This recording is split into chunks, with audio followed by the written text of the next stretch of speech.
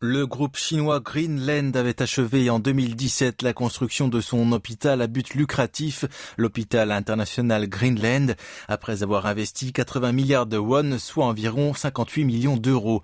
Mais avant qu'il ne devienne le premier hôpital de ce type en Corée du Sud, l'île de Jeju a annulé sa licence.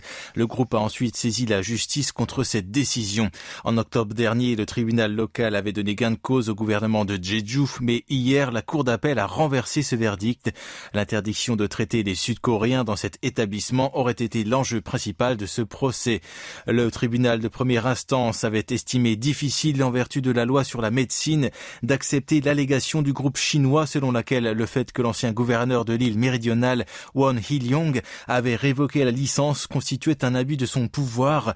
Cependant, la partie plaignante avait qualifié d'illégale l'annulation par l'ex-gouverneur de sa licence, seulement parce qu'elle n'avait pas accepté la condition avancée par ce dernier, à savoir que l'hôpital dispense des soins uniquement aux étrangers. Les militants contre les hôpitaux à but lucratif ont immédiatement exprimé leur regret en déplorant que ce verdict soit tombé au moment où le renforcement de la médecine publique est devenu plus urgent en raison du Covid-19.